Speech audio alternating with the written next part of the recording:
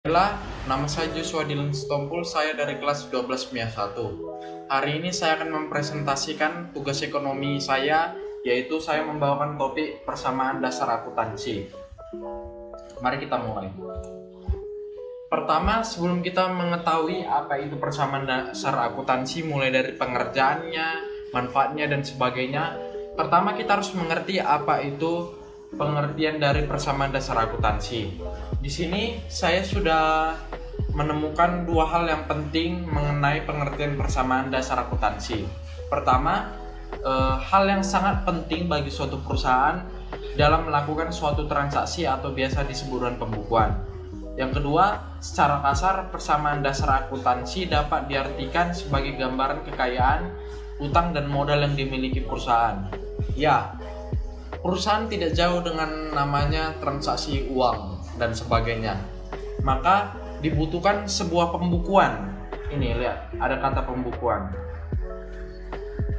Jadi dengan adanya pembukuan ini kita dapat mengetahui dengan jelas sebenarnya berapa modal yang masuk, hutang yang ada, dan sebagainya. Kedua, manfaat. Tentu persamaan dasar akuntansi memiliki banyak manfaat. Tetapi di sini saya memilih 4 karena menurut saya ini yang paling penting. Pertama, dapat dengan mudah mengetahui perubahan nilai dari harta atau kekayaan pada suatu perusahaan. Kedua, mengetahui berapa harta yang telah terpakai atau dibelanjakan dalam suatu periode. Tiga, dapat mempermudah analisa penyelewengan uang dalam suatu perusahaan. Dan terakhir, menjabarkan keuangan perusahaan dari hari ke hari. Ya, di sini tentu di negara kita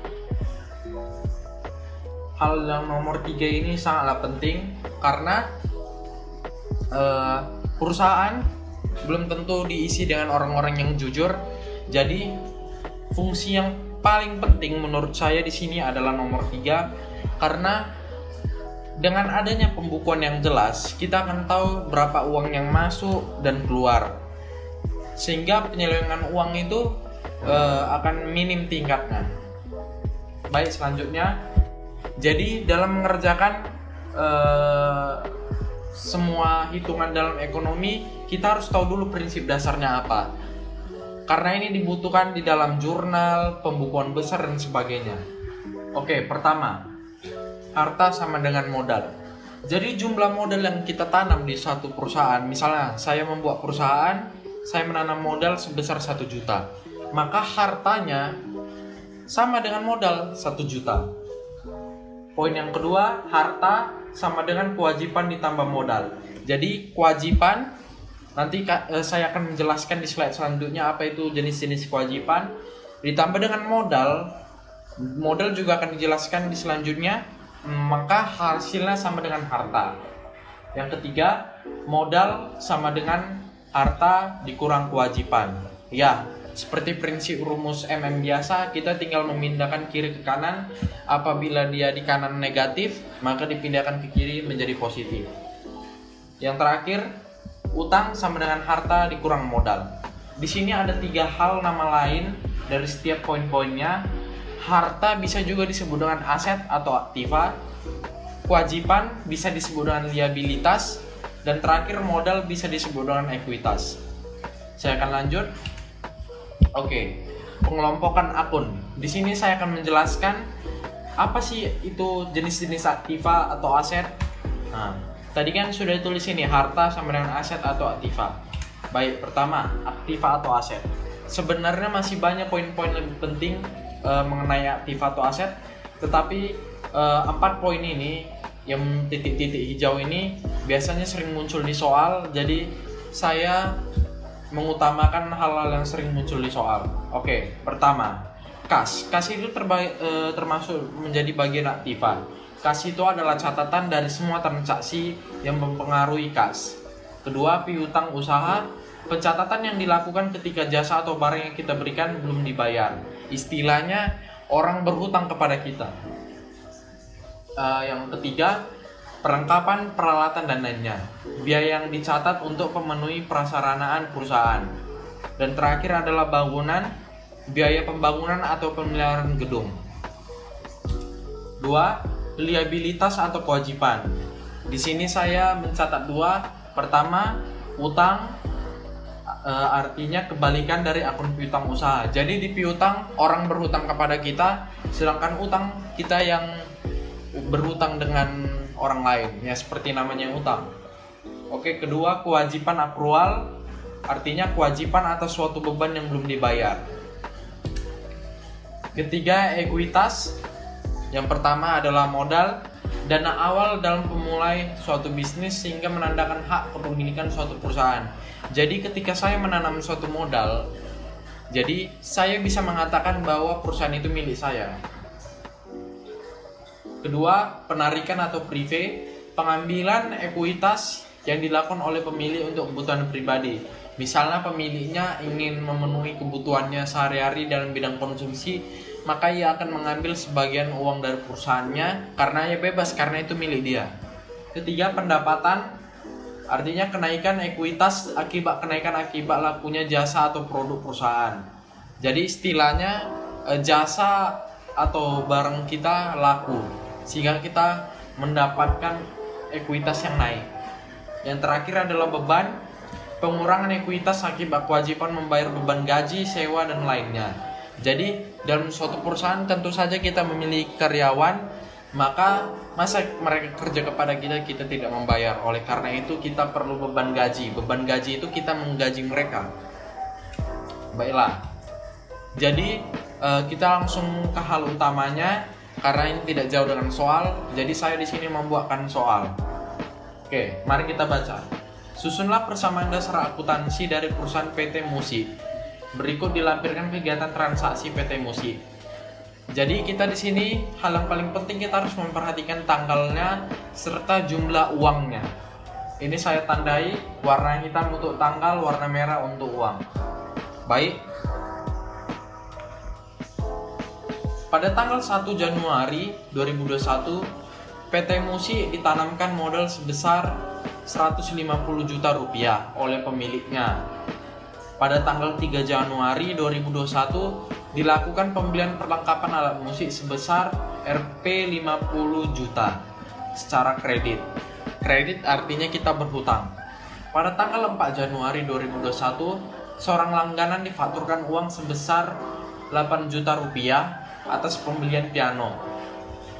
Pada tanggal 6 Januari 2021 dilakukan pembayaran utang sebesar 50 juta rupiah. Pada tanggal 7 Januari 2021 diterima uang cash sebesar 15 juta atas pembelian drum. Pada tanggal 10 Januari 2021 dilakukan pembayaran sewa gedung sebesar 20 juta rupiah. Dan terakhir pada tanggal 15 Januari 2021 dilakukan pembayaran gaji sebesar 25 juta rupiah. Mari kita lihat. Di sini saya sudah mengerjakannya di catatan saya. Saya tinggal mengcopy paste fotonya ke sini. Jadi saya akan jelaskan satu persatu. Hal yang tidak kalah penting yaitu penamaan PT atau perusahaannya tersendiri. Kita lihat di sini nama perusahaannya adalah PT Musi. Ini PT Musi. Oleh karena itu saya menulis PT Musi. Persamaan dasar akuntansi. Tengok di sini. Semuanya ini terjadi pada bulan Januari tahun 2021. Maka periodenya adalah Januari 2021. Mari kita mulai dari tanggal pertama. Tanggal 1 Januari tahun 2021. PT Musi ditanamkan modal sebesar 150 juta. Ditanamkan modal. Ingat, apabila modal masuk sama dengan harta. Ini, lihat. Di sini yang bertambah adalah modal dengan kas sebesar 150 juta. Keterangannya adalah modal awal atau bisa disebut dengan investasi awal. Kita lihat tanggal selanjutnya. Pada tanggal 3 Januari 2021 dilakukan pembelian perlengkapan alat musik sebesar 50 juta secara kredit.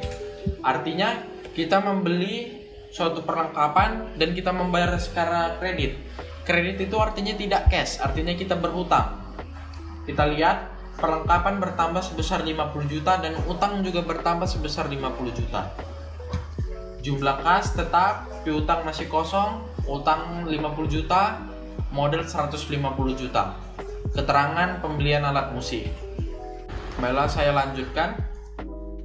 Tadi sempat kepotong karena jumlah durasi yang melebihi batas 10 menit. Baik, saya lanjutkan.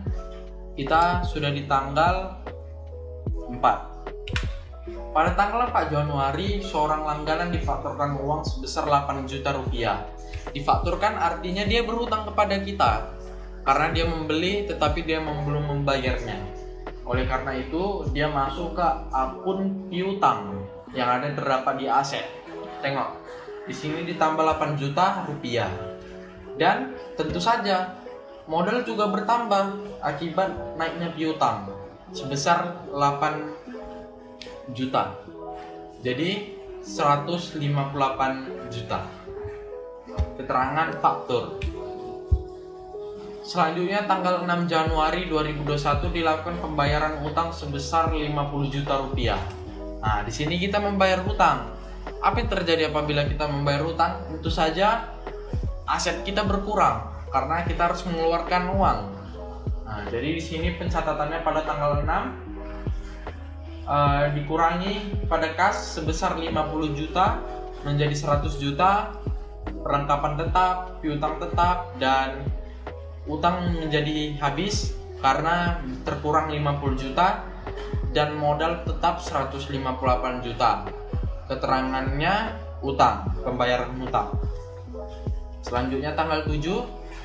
Pada tanggal 7 Januari diterima uang cash sebesar 15 juta rupiah atas pembelian RAM. Nah, tanggal 7 Januari. Artinya uang kita bertambah karena barang kita atau produk kita laku. Nah, di sini kas bertambah 15 juta rupiah dan modal bertambah juga 15 juta rupiah. Jadi kas menjadi 115 juta, aset tetap, piutang tetap, kewajiban atau utang tetap, dan modal menjadi 173 juta. Keterangannya pendapatan. Pada tanggal 10 Januari 2021 dilakukan pembayaran sewa gedung. Ingat, sewa gedung. Artinya kas berkurang dan modal juga berkurang. Lihat di sini, berkurang 20 juta rupiah. Akhirnya kas menjadi 95 juta, modal berkurang 20 juta menjadi 153 juta. Keterangannya adalah pembayaran sewa gedung. Perlengkapan, piutang, dan utang tetap.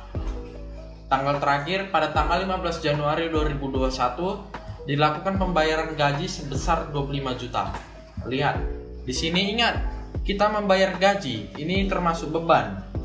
Akhirnya kas berkurang 25 juta menjadi 70 juta, asetnya 50 juta, piutangnya 8 juta, utang tetap, modal menjadi 128 juta rupiah.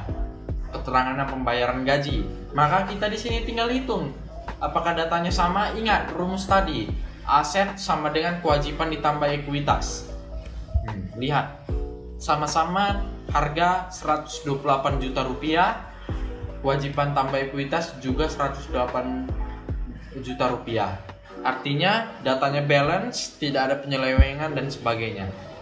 Di sini kita tahu bahwa pada bulan Januari PT Musi belum mendapatkan balik modal karena modal awalnya itu sebesar 150 juta rupiah, malahan uangnya menjadi berkurang 128 juta rupiah. Sekian tugas Joshua Dylan Sitompul dari kelas 12 MIA 1. Saya harap semua yang menonton dapat mengerti dengan baik. Tuhan Yesus memberkati.